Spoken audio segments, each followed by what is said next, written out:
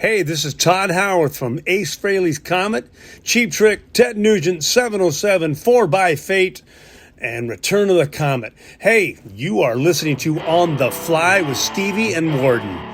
Yep, that's what you're listening to, and you're listening to it all night long. And maybe during the day. Hell, I don't know. I'm not there. But take my word for it. You are listening to On The Fly.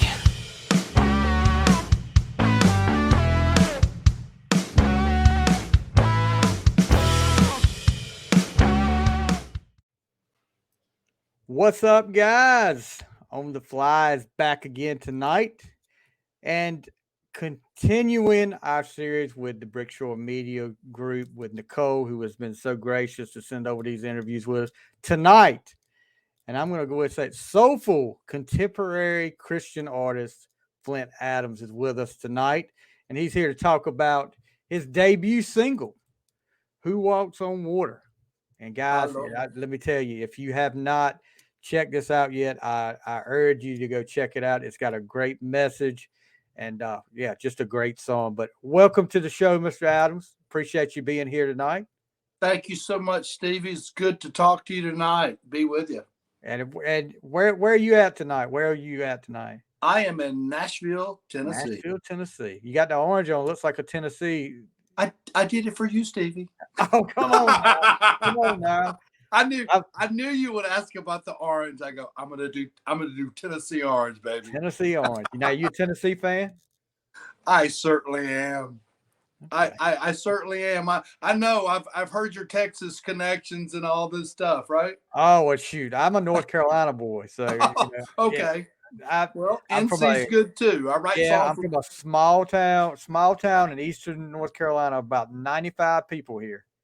We got a stoplight, we got a country club, we got a private school, but actually, and I'll say this, our biggest claim to fame, I don't know if you remember, I'm sure you do if you follow music, Chris Daughtry. Of course I know Chris.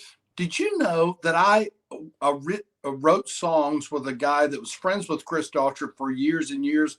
He moved back. He was like a semi-professional golfer. I think he got a job at a country club somewhere back in North Carolina. Todd Ashburn. Okay. And he loved Chris Daughtry. I actually, you know what's funny, Stevie? I actually had a song on hold by Chris Daughtry. Really?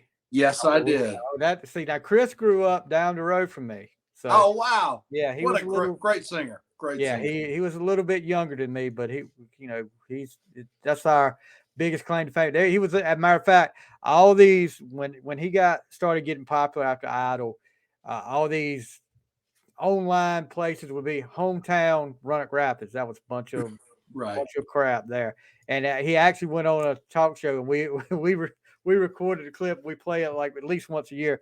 They asked him where he's from. He said, well, I'm from a little town in North Carolina called Alaska. And I was like, yeah, that's right. That's us. So, but yeah, that's us. I love it. So you grew up, you were born in Mississippi, grew up in Louisiana. Now, growing up, who was Flynt Adams listening to as far as music-wise go to? Well, I'll tell you, I love radio. And I would lay in my bed at night and sing Willie Nelson because that's all I wanted to hear. Willie Nelson, Merle Haggard, those older country, but there was something about Willie Nelson, Stevie, that was so unique. And I realized that some people go, well, I just don't like his voice. I said, but it's so unique. And his melodies were so unique. And I guess that's where I got my, hey, if I ever get into music, I want to do something like that, as not just like Willie, but unique in the sense of come up with something a little different in your lyrics, in your hook of a song. Say something a little different than most people say it. I guess that's what I loved about Willie Nelson, and his songwriting, if you will, Yeah, as far as listening to the radio goes, I'm getting ready to turn 50 this year. So back in the day, kids, we didn't have Apple Music, Spotify. If you wanted to hear something, you had to turn the radio on, and then you had a cassette. That's right. Or something like that. But You didn't have all this music right at your fingertips like you do today. Remember Lionel Cartwright, Stevie? Yeah. Mm-hmm. And he had that song. I watched it all on the radio. Do you remember that? You know what? Hey, I got another little tidbit of info for you.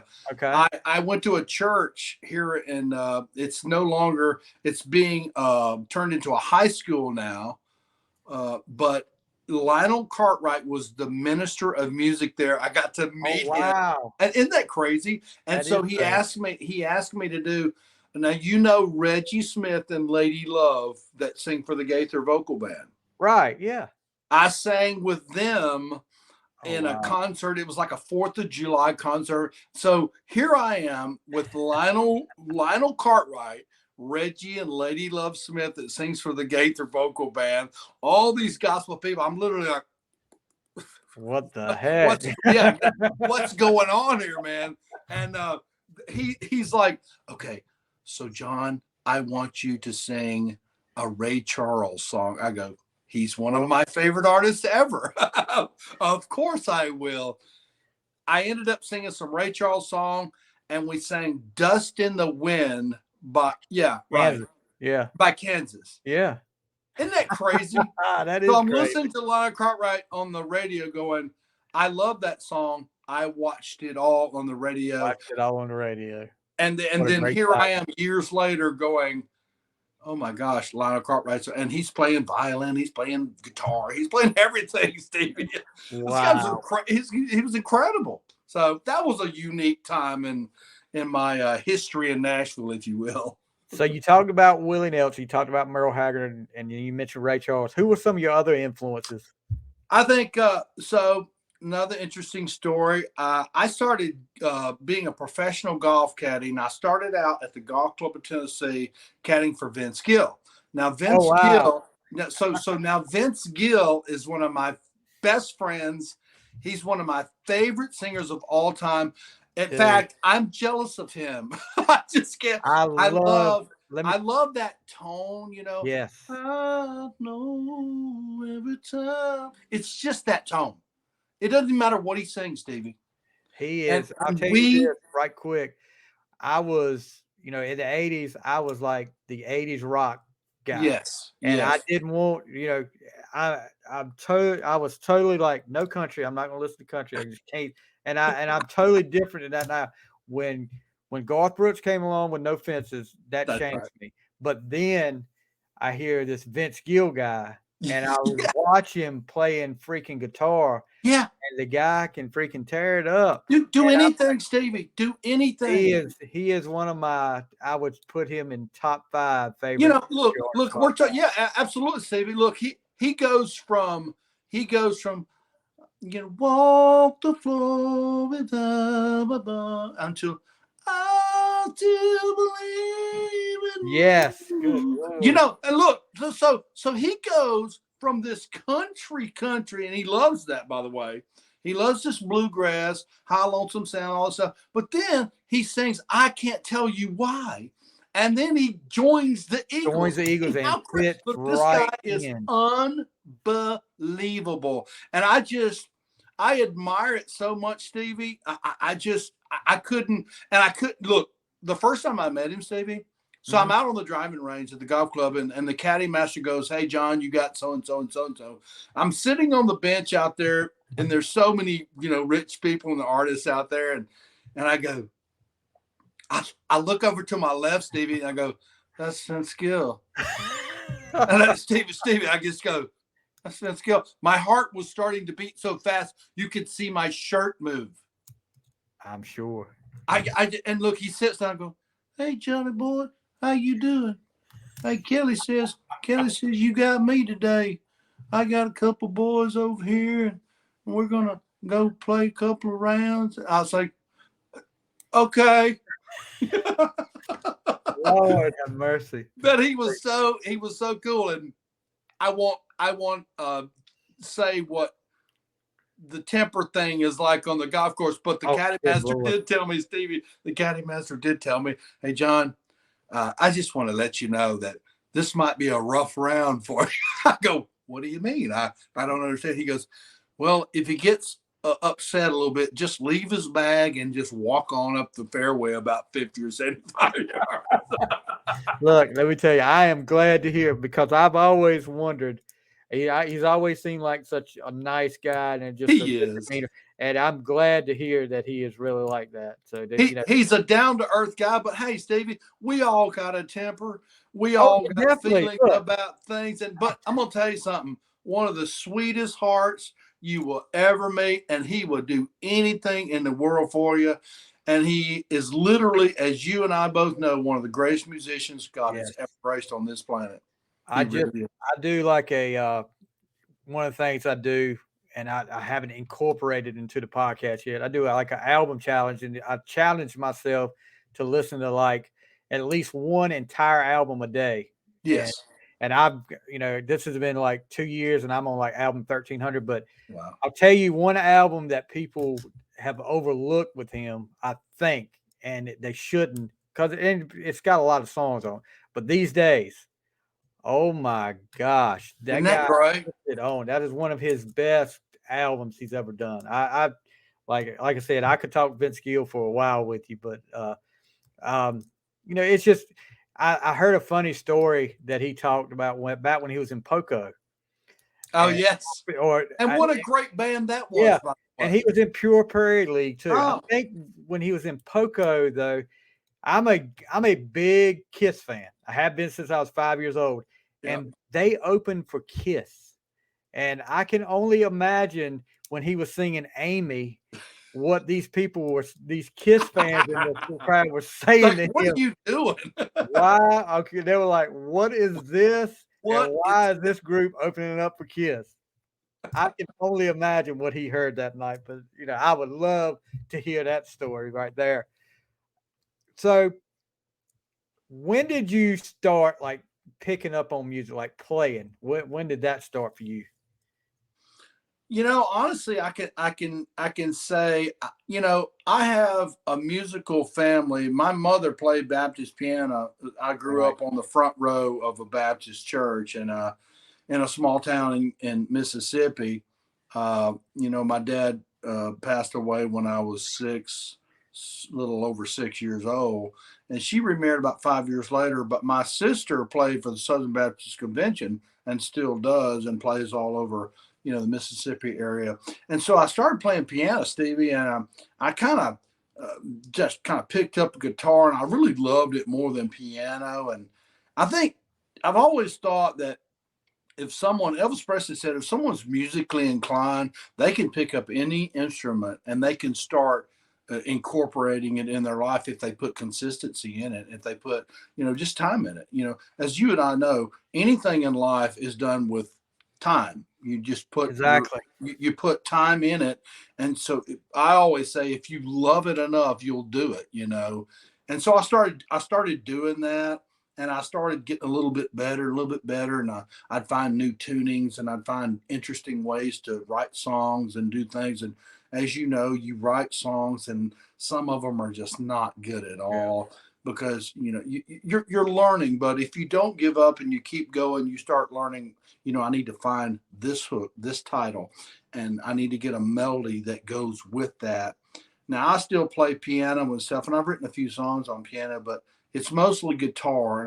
And so to answer your question, I think it was a few years after I, started playing a lot of piano and stuff, had many lessons as a kid. And I think I just picked up a guitar and started watching videos, watching people play, listen to albums. And I think if you're a singer like I am, and you want to just mimic what your voice does on the Right. guitar, and you want to find different chords, and you want to, incorporate that in a song.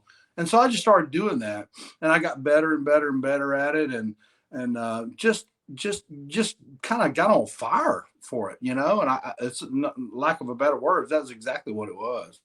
Yeah, I've got my daughter has actually picked up. Well, she started off actually one of all things a ukulele, Oh yeah. So we got her one of those. She started picking up on that. Then she moved to like an acoustic guitar, and this past Christmas she got an electric guitar.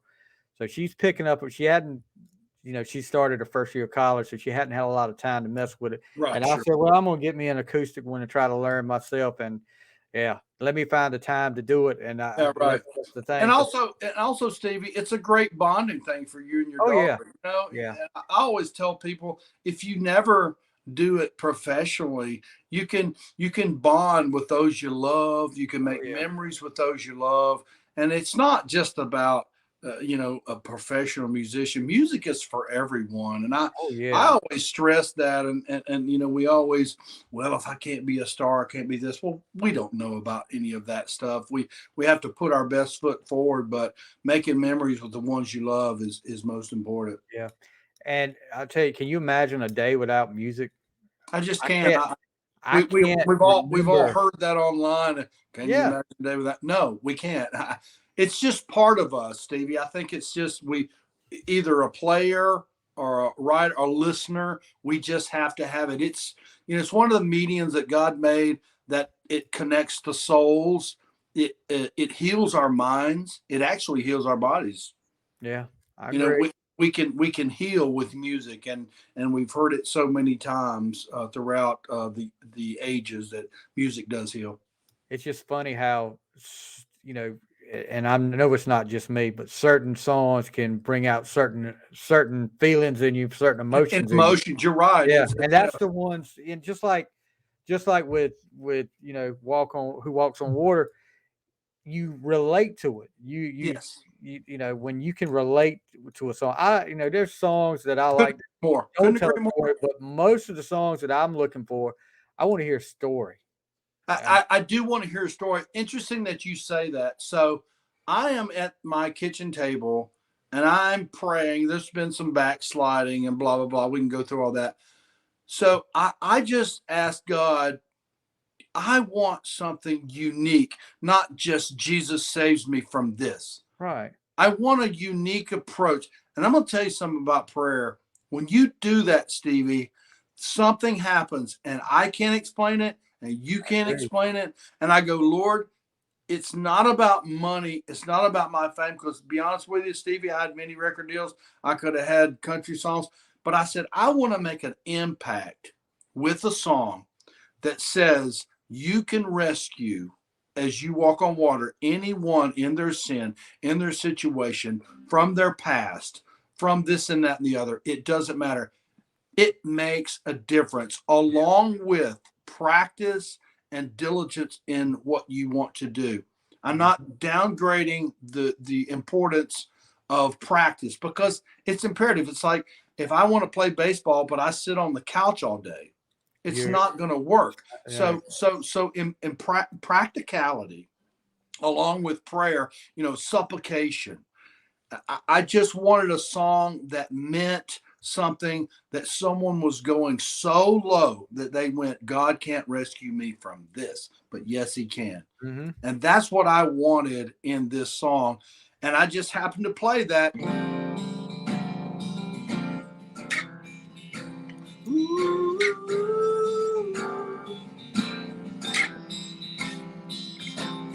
Separated from the distant shore, shallow river left me cold and warm, suffocating from a sea of sin, falling for the guilt again. All of that, it's just, I wanted the whole picture to be, I can save you, Jesus says, from whatever. That releases you in a way that really words can't describe. And like you and I have alluded to earlier in the conversation, that music does that, Yeah, and music really sends that message home. And, I wanted people, Stevie, just to know, wherever they are, whatever they've done, the Lord can rescue you from whatever. And that was just the message. Yeah, and it you hear it all the time. It's never too late for the Lord. The Lord will always come back, and the Lord will always forgive you. That's right. So, you get out of high school, you join the Marine Corps. Mm-hmm. So you get back out and you end up starting a band. Talk a little bit about your time in the Marine Corps and then when you got out started this band. Okay, so the Marine Corps, my mother had remarried and was divorcing right after, or excuse me, right before I graduated high school. So I just, one day I saw a recruiter walking. I graduated Como High School in Lafayette, Louisiana, because my stepdad worked in the oil field out of Houma, Louisiana. You know how they did. They'd fly in, they'd fly out, and, the 2 weeks in, 2 weeks off, 2 months in, 2 months off, whatever that was. So I had a tumultuous relationship with my stepfather. It was pretty brutal, Stevie. And I said, you know what? I'm going to join the Marine Corps. Join the Marine Corps. They got divorced. My mother moved back to Jackson. Actually, she moved to Raymond, Mississippi, where I attended Hines Junior College later. Went in the Marine Corps, graduated boot camp, got back home for 2 weeks, went back. I actually went to grunt school, 0311, in Camp Pendleton, California, for another 3.5 months, which that was not fun at all. I imagine not. So I did that. I stayed out in San Diego a little while. I got back. I went to a unit. So I went to a reserve unit in Jackson, Mississippi, which was a 2531. Well, excuse me. It was an artillery unit. And I got cross-trained as a 2531, which is communications. And so I was my CEO's radio operator. Our unit, a few years later, got moved to Okinawa, Japan for the Gulf War. So for 9 months, I stayed on Okinawa, Japan. So our first sergeant called us to formation one day. I'll never forget it. I'm going to tell you, you talk about a heart going to your bootstraps. Right. And he goes, we're going to Fallujah in the morning. And I just went, no way. I go, this is it, So that morning came. We got called to formation again. First Sergeant Jackson said, stand down. The war's over. As you know, the war was only a few hours. What was it? 14, 16, 18 hours. I can't even remember. Yeah. Something like that, yeah. So we were spared from going there. That's how I got my veteran status. Being there, 2 months later, I believe, we shipped back to Jackson. I was honorably discharged from the Marine Corps. Then I went on my way to Nashville. I had, the opportunities I spoke to you earlier about with the Hero Shed and all that stuff. And then the Pat McMakin at Sonny Tree, just different people I met. And, I even, started writing with a guy from Steppenwolf. Steppenwolf, wow! You remember Danny Johnson, the guitar player? I don't. Well, just Google him later. Well, Danny's a good friend of mine. Danny and his wife lived in Kingston Springs, and we started writing a lot, and we thought that was going to be a big deal, but we never. Hey, look, that kind of fizzled out. But yeah, after the Marine Corps, just so many things happened, Stevie. So many opportunities kind of, well, God, I thought this was it. Nope. God, I thought this was it. Nope. Yeah. God, I thought, you know how that goes, Stevie, as your life goes and all of our lives go. What's the old saying? God, man makes plans and God laughs. That's exactly right. Boy, you hit that nail on the head. Yeah. I've heard that many a times. Well, so you get out, you talk a little bit about, you get this full ride to Hines Junior College. How did that go? So I talked to my mother one day. I said, I could use the GI Bill and I could do this. And she goes, why don't you just go out there and sing for them to the whole music department, Stevie? I go, what? What is wrong? No, I'm not going to. She goes, no, seriously, just go out there and sing for them. I did. I got a full ride. I sang a Gary Morris song. Give her wings. Oh wow, yeah. So remember, give her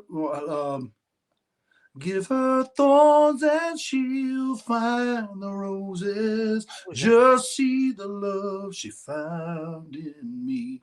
It was all that. I do remember. You remember that song? Yes, sir. I do remember Gary Morris. I sang that whole song, Stevie. I got a full ride scholarship. I couldn't believe it. I was like, you got to be kidding me. I can't. So I did that. I took music theory for many years. Was in like the the plays and the things and that goes on and that type of stuff.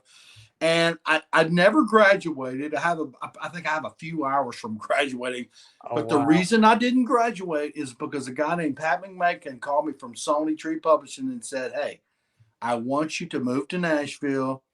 I got your demo tapes. I'd been making demo tapes with several people around the area, and he goes, I want you to move to Nashville. I want you to start singing demos for me at Sony Tree Publishing." So I did. I sang all these Harlan Howard songs. Remember Harlan Howard, the old Yeah. country rock? Okay, so I sang all these things and started making a living. I got a job working at the Cock of the Walk off Brawley Parkway, flipping cornbread. Just the time of my life playing golf, singing demos, writing, and just getting in the throes of all this. Hey, how do you make it in the music business stuff? So that was just a one interesting time in my life, learning a lot, growing in music, and obviously playing a lot of guitar and writing songs. Yeah, and that was my next question, was making the jump. You just answered that, talking about getting to Nashville. Uh, we talked a little bit before we got on the air, and this is one of the things I like to hear about songwriting. How you go through writing a song. I mean, some people, you just like you talked about, you start with a melody. Sometimes you start with a lyric. Which one is it? Who knows? And like you said with Willie Nelson, when they asked him, is it the melody or the lyric first? And you said yes. He said yes. So how do you go about it? Is it different every time, or I mean, is it just, do you have a routine? I, I think it is different every time, but to be honest with you, with me personally, uh, uh, got a new song. I don't know if I should play it or not. I don't want to make anybody mad, but Ooh, a buddy, don't make anybody mad now. look. So you're going to interview him in a few days. Maybe you could talk to him about it way quick. And so Okay, we, yeah, we, yeah. we wrote a song. We wrote a song, and I'm really excited about Stevie. And I'm gonna send it to you when it's done. I got some guitar stuff going on it. But to me, this song was about his first lyric off the bat. And when he played it for me, I went, I don't really care for your melody and how you structured it, but I love that lyric. So interestingly enough, that was a different approach than Who Walks on Water, which I had the melody for, which I Right. just went for that. But this song, so you're right.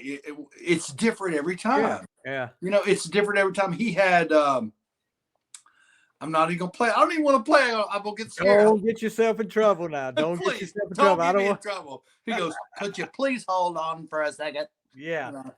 So anyway, it was his lyric, and he goes, John, Flynt Adams, could you put a melody to this? And I go, I would love to. And so he goes, I want you to help me finish the song. So we finished the song. We did a rough demo of it a few weeks ago. We loved it. We didn't like the production, like we, as a record would go. So we're working on that, excited about that. But yes, to answer your question, it was different that time, Stevie. Yeah. It was like, he had the lyric. So never say it's going to be this way. Yes. It could be that way. I don't know. And isn't that great about life, Stevie? You just don't know. Well, you don't ever know. You never know. That's exactly right. So never say never, never close the door on an idea or a way to a solution.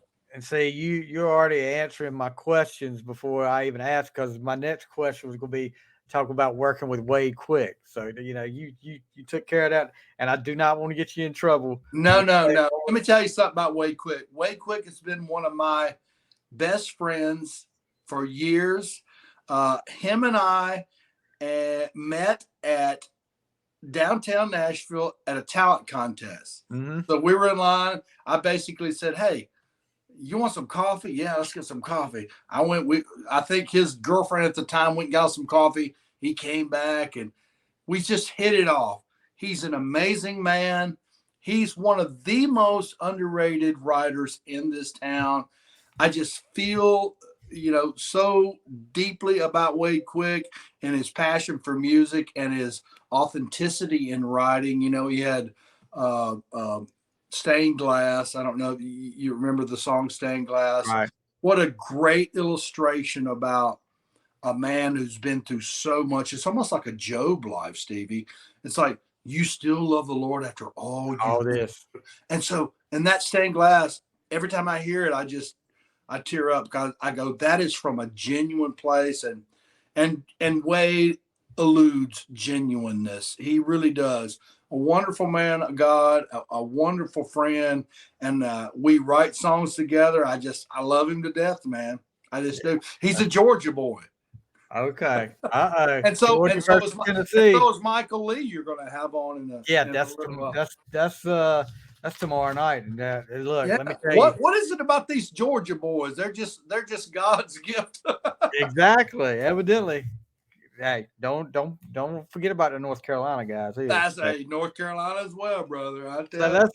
Let's talk about Who Walks on Water. This is your debut single, and talk a little bit about how that came about. I mean, you were talking a little bit earlier before we went there about that, but talk a little bit about how the idea for Who Walks on Water come about. Well, I was like I said earlier, I was sitting at my kitchen table and I was thinking about my life, and I was thinking about some scriptures and kind of paralleling them with my life and how the Apostle Paul asked the Lord about this certain sin. And he goes, could you take this sin away? And God goes, no, I'm not going to do it. I could, but I'm not. Now, why did he do that? Because he could have. Yeah. But he goes, my great Apostle Paul, remember, he says, I got this thorn in my side. You remember? Why didn't he do it? Because if he did, Paul couldn't have relayed mercy and grace to those that were lost. And I think that is really the epitome of this song. And I was talking to Nicole about it, and Rachel and Randy Smith, the label president. I go, that's really the epitome of the song, is God wants us to show mercy and grace to the lost and even to the born again that have strayed, because mercy and grace puts that bed of coals on our head and it brings us back into right relationship with the Lord Jesus. And I think that's really the epitome, the nth of the song. I mean, and the first time I listened to it, I was like, one of the lyrics that stood out, like I told you earlier, how can you drown a man who walks on water? That's right. And that really stood out to me, because when I like every song I listen to, I like to have a lyric that hits me. That's and right. That would hit me. I mean, that was just an awesome line there. Man, I prayed about that, Stevie, and I just go, God, I don't want to be in this. I'll mess it up. And that was the whole. And I thought, when I thought about that line or said that line, and I thought about that scripture, I go, that's what it is. I said, it's the mercy and grace that draws us back. Yeah, it really is. And it see, because if we can't illustrate and show realistically mercy and grace, why would someone want to come to the Lord, Stevie? You're exactly right, bud. Why would they? This day and time, a song like this message really needs to get out there, because there's a lot of people that are, this is one of the worst times in this country that I've seen. And yes, it is. People are going the wrong direction. They're bitter. They're bitter. They're afraid. They're bitter and afraid. And we need to illustrate whatever gifts God has given me, given you as a interviewer, as a person of faith. We need to just go. It's interesting how God, when David, this next song is about David, by the way. I will give you the title. Can I give you the title? Yeah. All right, here it is. In trouble. Dadgummit, Wade, don't get mad at me. Fight Like Heaven. So I'm not going to play it, but I No. want to tell you that's what we need to do now. Yeah. Not fight like hell. God said, remember when God, Lord was in the garden and Peter cut off the ear of Malchus, the Roman soldier, and he goes, no, Peter, not by the sword, but by the what? By the Spirit. What is the Spirit? The Spirit of love, the Spirit of faith, the hope of faith. That, you know, we need to put on this armor of God. So when I heard this title, Fight Like Heaven, I go, bing, bing, bing, bing. That's a good title. I'm on it. I'm on that. So that's coming up. And that's what we need to do. That really is. And, you know, because, Stevie, we can't do this, what's going on in the world, on our own. We can't do it. No. We'll never be able to do it. And God tells us we won't be able to do it. Exactly. What he says, if my people will humble themselves and pray and seek my face and turn from their wicked ways, what? Then I will hear from heaven and heal their land. So we think about that scripture and we go, no, we have to believe in that scripture, and God has to help us believe in it. So you got to have faith. That's right. You got to have faith. And the song is definitely about the fight of faith. He told Paul, you know, Paul, end of his life, got brutally killed. He says, I fought the good fight of what? Faith. So, yeah. Go ahead. I'm sorry. No. That's what we all have to do. Yeah, definitely. I like that title, though. And Mr. Quick, don't be mad. Don't get mad. We'll maybe he'll play a little snippet of it for you. I want to play it right now. Just up now. Oh Lord! I won't do it. You're gonna get yourself in trouble. I am gonna get myself in trouble. As much as I like to hear it, I don't want to get you in trouble. But yeah, so guys, if you haven't checked him out, check him out. I mean, he's on all social medias. Yes. He's on Spotify, Apple Music, wherever you stream your music. Check out Who Walks on Water, because I promise you, you will love it. It's a great song, and debut single. You starting out with a bang. I mean, really. God bless you, Stevie. I love you so much. I can't wait to meet you in person. Thank you so much for your time. Before we go, though, I've got one more thing we need to do. I told you we're going to do this to you, so I'm going to get you right here. These are like quick hidden questions that I ask everybody that's on here. So see how you do with this. Oh. All right, here we go. Favorite album of all time? Boston, great one. Favorite food? Shrimp. Louisiana. Yeah, I got you. Chocolate or vanilla ice cream? Vanilla. Favorite artist or group? Vince Gill. Good one. Coke or Pepsi? Coke. First album or CD you ever bought? Willie Nelson. There you go. I knew you would say that. Ocean or lake? Ocean. Favorite sport? Baseball. First concert you went to? Willie Nelson. Willie Nelson's up here. Favorite TV shows? Andy Griffith. Good one. If you could collaborate with anyone living or passed away, who would it be? I thought he was going to say Willie Nelson. Hold on a second. Can I say two? Yes, I'll take two. We'll take two. Vince Gill, Ray Charles. Vince Gill and Ray. Oh, that's two good ones there. Pineapple on pizza? Negative. No. All right. Favorite movie? The Good, the Bad, and the Ugly. Got you. All right. You passed with flying colors. That was quick. So, all right. Of course, you talked about you've got this new song with Way Quick coming up, which we're not gonna get into.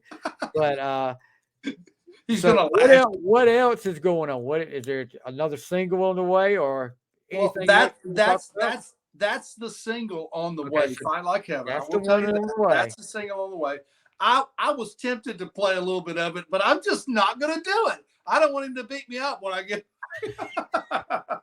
No, but there's other songs, Stevie, as well. And we're just going to go. Randy and I talked about it today. We're just going to kind of just go with one at a time and kind of see where that goes, because we're excited about Who Walks on Water. We hope it blesses people. We hope it, It moves people back to the Lord, and we'll just leave it at that.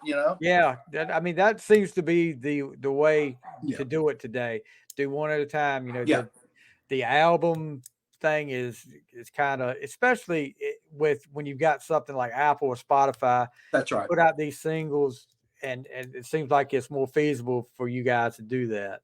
That's right. Yeah. You're exactly right, Stevie. So, guys, like I said, check him out on all social media. Flynt Adams, check him out. Check out Who Walks on Water, and stream it.